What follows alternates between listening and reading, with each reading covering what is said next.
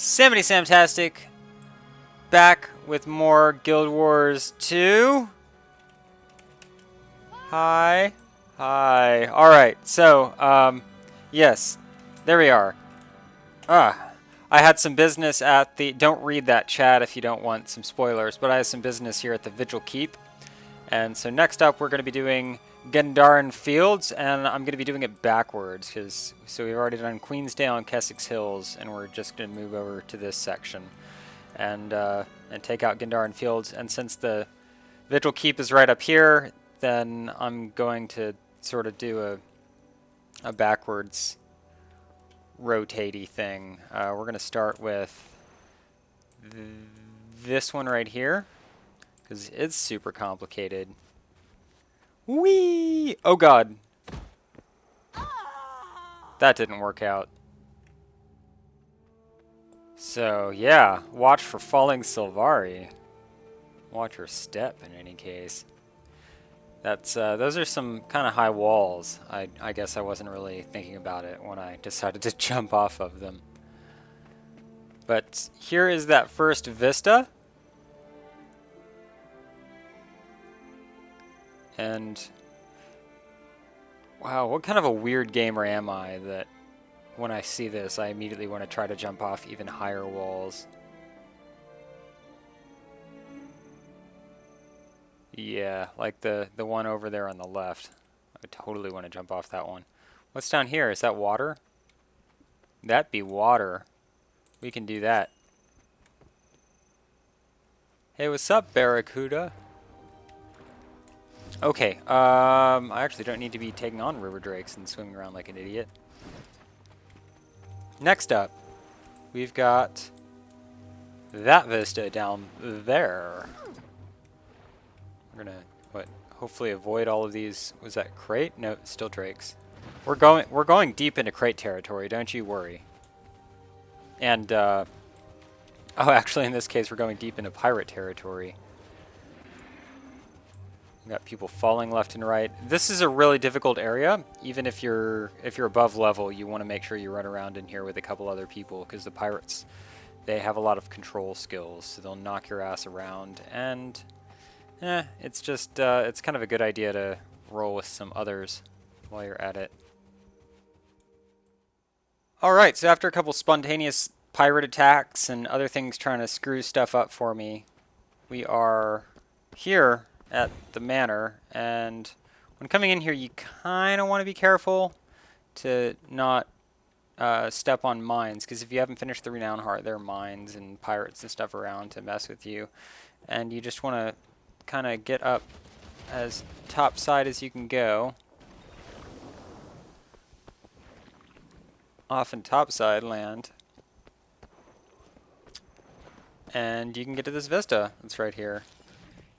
Just be careful wandering around this house, because I did have a dynamic event just sort of spontaneously happen right on top of where I was standing, and I had like 10 pirates just suddenly pound me into submission, and I couldn't even get away. I tried. I survived for a little bit. I rallied when I got downed, and then I got downed again, and I didn't quite rally again, and I got another piece of armor broken, which isn't the worst thing, because there's actually an achievement that you get for completing all the hints, and under items and equipment there's one for broken equipment. So every time you die there's a chance that a piece of your armor will be damaged, and when all of your armor is damaged then there's a chance that a piece of it will actually get broken.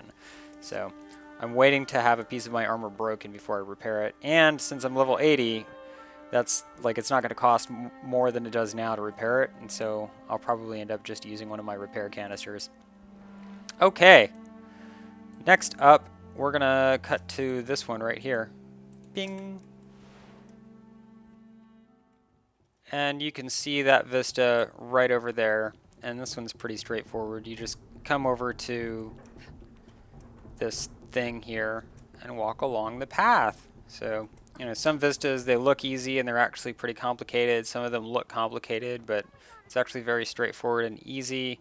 And this is an example of one that looks and also happens to be easy. We'll see how this person handles it. Are you having difficulties? Oh, careful. They got it. That's it, right there. Vista complete.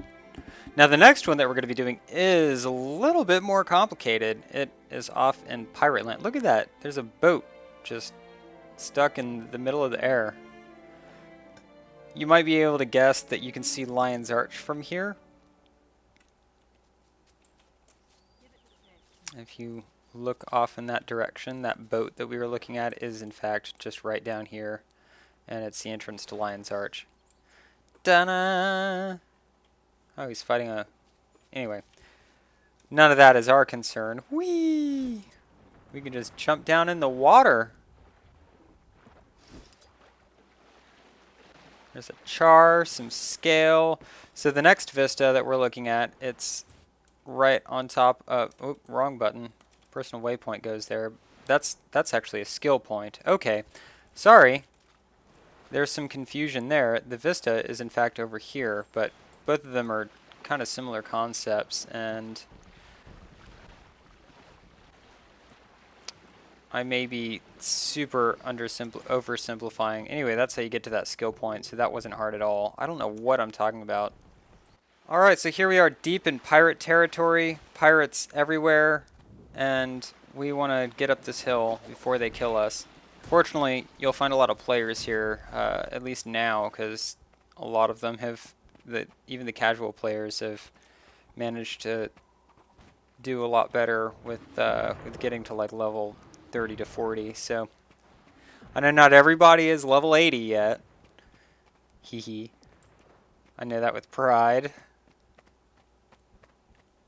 Actually, when I played Dark Age of Camelot, I think the highest level I got to was like, I think I just got high enough to resurrect people. And I think it was like level 22 or something freaking tiny like that. I believe the max level was 75. So there we are, Pirate Cove. Though to be fair, I haven't actually come back here since I was kind of around the level appropriate for it. So who knows if it would still beat the ever-loving crap out of me. Who knows indeed. Alright, next up, we're going to creep up to the north side again, and we're going to hit this vista. And there, we've got the vista up top. And now we just need to figure out how to get there. We are in is it Harathi territory? Yeah, it's definitely Harathi, as it specifies right there. So just be careful, because there are a lot of centaurs. And in large numbers, they can be quite dangerous. Oh. Well, fortunately that recharged. Up the hill we go. Now up the hill we go. Hi-ho. Enough of that. Enough indeed. Okay. And, oh. Whee! See, you can make that jump. It's not too bad. And then here you are. At yon tree vista.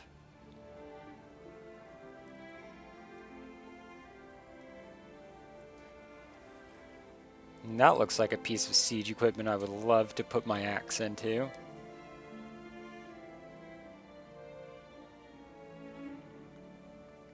As awesome as that looks, it's not actually, you can't go underwater. It's a shallow water thing, so it's not an underwater cage for sharks or anything like that. Alright, next we're going to run back down to the Ascalon settlement. And this one I spent a long time wandering around it like an idiot. And we're, since we're coming from the other direction, it actually won't be so complicated. Let me mark the right place. That's the one we're headed to. So if you forgot, holding down Alt and clicking on the map allows you to set a personal waypoint, and that can be really helpful if you're playing like me with the rotating map. Ah! For the Harathi! Did they say that? Oh, I promised. It's on. It's go time. That's right. What's up? Obstructed? How is it obstructed? Do I need to back up? There we go. Okay, yeah, I needed to back up. There you go. What's up? Oh, now you're gonna chase after me. I already destroyed your siege weapon. So now you're gonna shoot arrows at me? Alright, it's personal.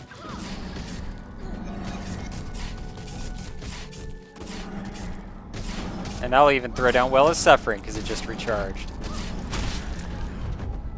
Alright. Now that we're done with them, this is the location. Whoa, whoa. Sorry. That's where we're headed. Up to that's where I did like the little photo op thing. Up there. When I've been up there before. I think I might have even talked about that vista. I can't remember. But you end up going up there anyway if you do the personal story arc that I did. But wandering around inside the town looking for ways to get up there is not the way to go. I spent a long time doing that, trying to hop up every single wall there was. You actually just come up this cliffside.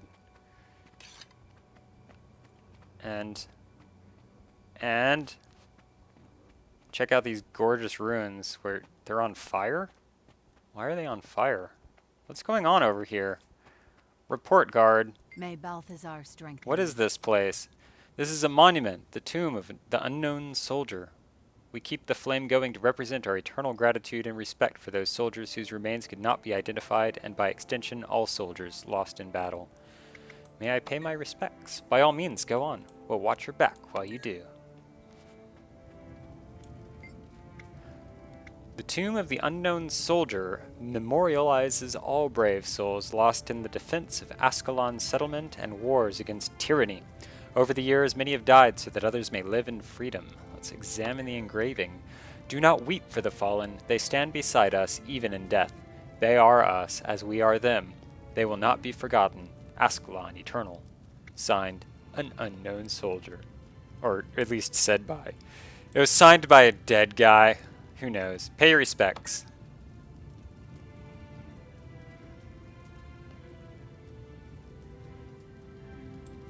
Done. Alright. I like that you can do that and it doesn't... there's no... you don't get anything for it. It's just the right thing to do. Oh, where's our vista? Over here. Yeah. Off in this direction. This roof. Right?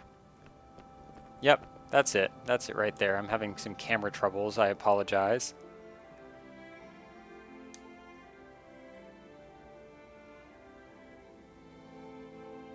The beautiful Ascalon settlement.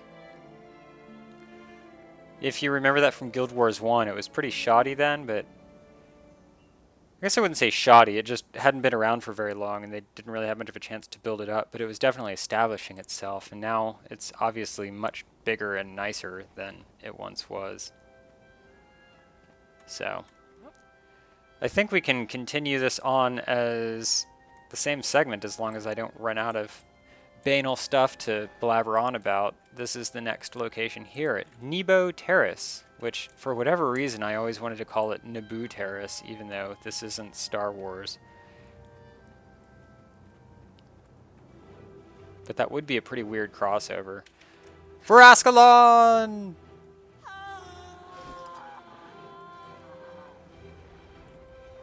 And I guess you can continue screaming while you're in the water through the use of your breathing apparatus.